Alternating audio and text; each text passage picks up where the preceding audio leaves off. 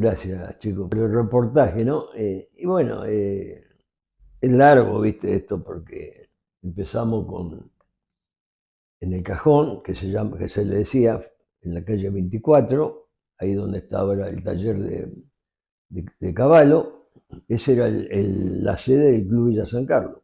Montevideo 25 había 3 terrenos baldíos. Bueno, después vino la patriada, digamos, de Macrino, que pudo sacar un buen préstamo del Banco Cooperativo de Berisso, que estaba en el hogar social, donde toda la gente que trabajaba en los frigoríficos, en esa época trabajaban 8 o 10 mil personas en los dos frigoríficos, Swift y Arbor, de la calle Nueva York. Y ahí empezó todo, se empezó a trabajar en la sede, después se empezó a hacer, se trabajaba alrededor de 100, 110 personas. Por ejemplo, había 4 buenos albañiles y los 2 hijos, que eran 6 más o menos, que eran los únicos que cobraban de mañana, trabajaban hasta las 2 de la tarde, iban, almorzaban, venían, después trabajaban para el club hasta las 9, las 10 de la noche, que eran los que más ladrillo colocaban porque eran unos albañiles de primera,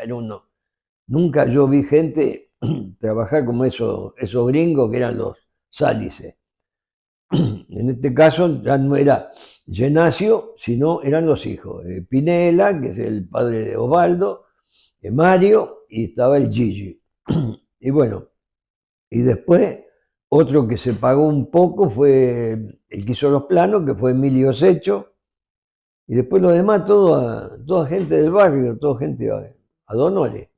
Y así se empezó a laburar hasta las 9, las 10 de la noche, se hacía parrilla, se le daba un choripán a cada uno, eh, un vaso de vino, una gaseosa.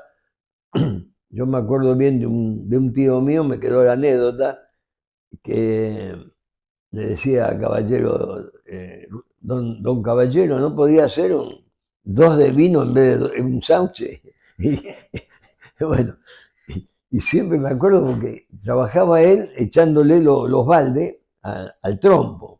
Y era un muchacho de una envergadura física muy buena, porque agarraba, le hacían la pila así de balde, y él los tiraba dentro del trompo, y mezcla y dale, y todo el día así, de las 7 de la mañana hasta las 9, las 10 de la noche. Y así se hizo en tiempo récord una sede que hoy es imposible. Hay muchos clubes, yo te digo, de AFA y de primera y de Nacional B y todo eso, que no tienen una sede como tiene hoy Villa San Carlos. Bueno, y así se fue haciendo todo. Después conseguimos algunos subsidios, y hicimos el salón, la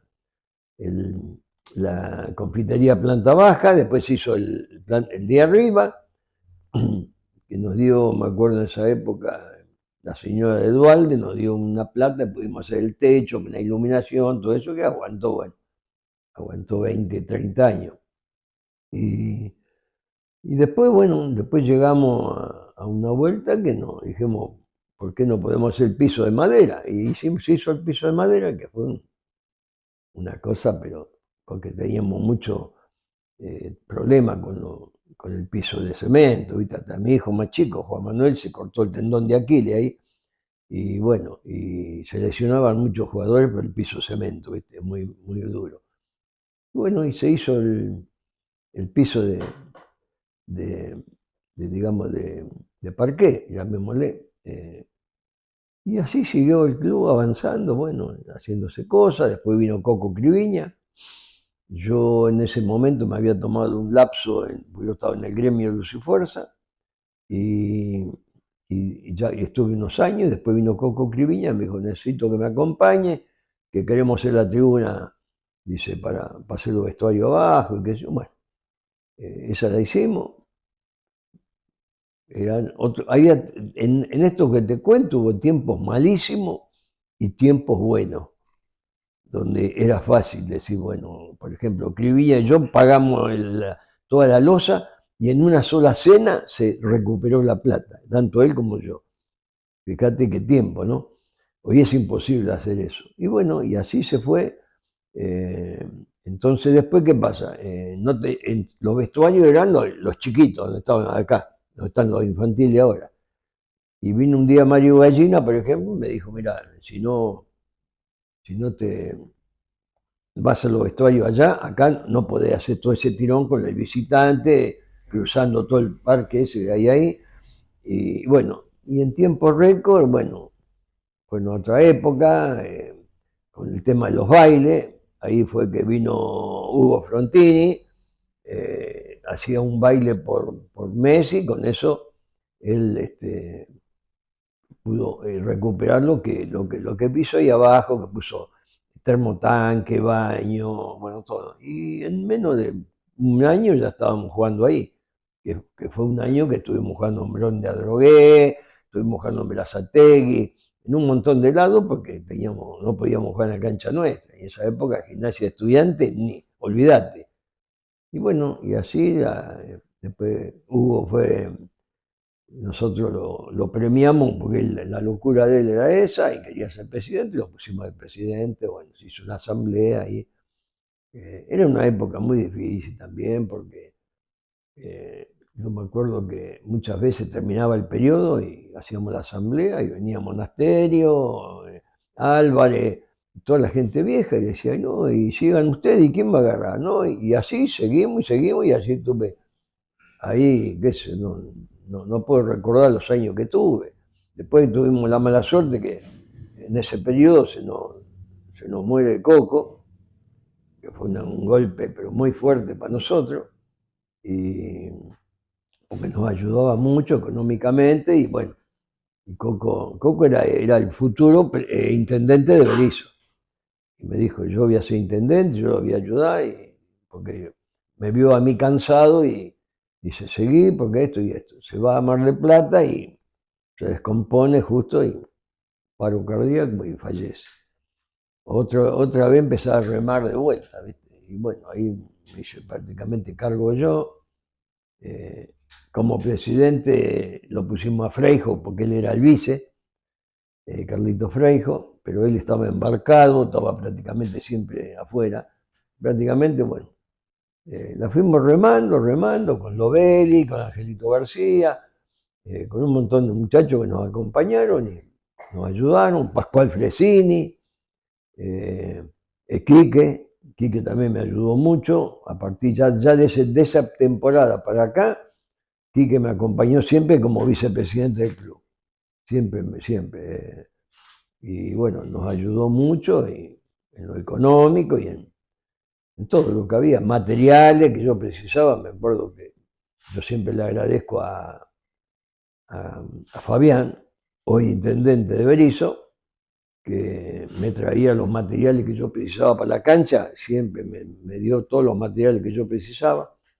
Eh, y, y bueno, y así, rascando el fondo de la olla de acá y de allá, seguimos. Y bueno, después llegó el momento de, bueno, inauguramos el Estadio Ciudad de la Plata, que, que Alac vino al club y me pidió si se lo podíamos inaugurar porque estudiantes y gimnasia no querían saber nada, bueno, de jugar ahí. Justo teníamos una final con Acasuso y bueno, y lo inauguramos nosotros. Estuvimos, acá tengo, sí, Quique me hizo hacer una placa acá está el equipo, bueno,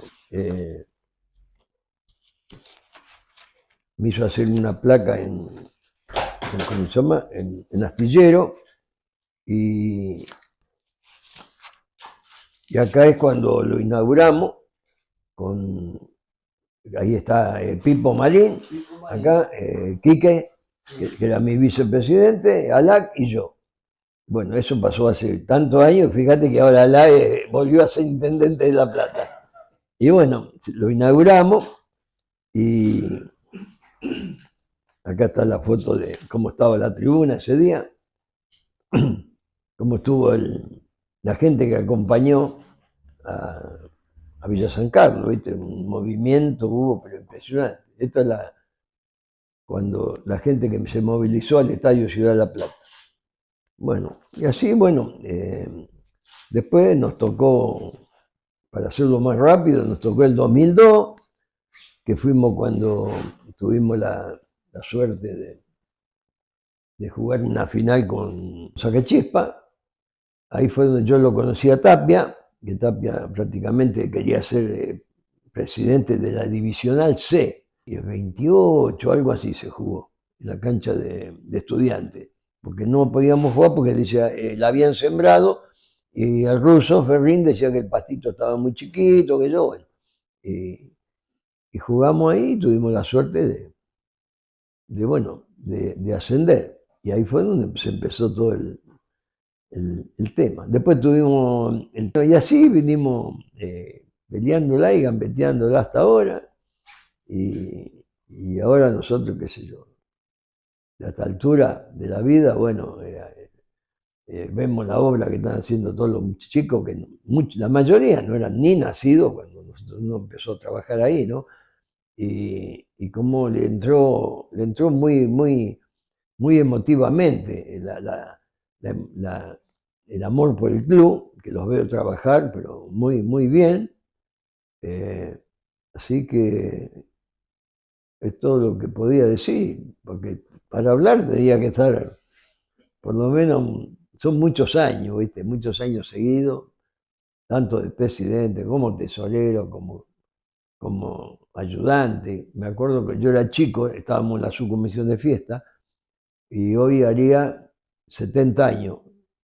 Llegó la época de que yo vivía allá en la 24 y nomás, del cajón, así enfrente, y bueno, después tuve la suerte de poder casarme ahí, y bueno, y ahí se empezó toda la historia. Yo totalmente, siempre, de las comisiones que se han ido, siempre hablé bien, porque si hay un club que no hay nada para decir, para llevarse, es Villa San Carlos. Al contrario, había que poner tiempo, que uno le roba a la familia, horario, y de que uno también podía trabajar más en otro trabajo, todo eso al servicio del club.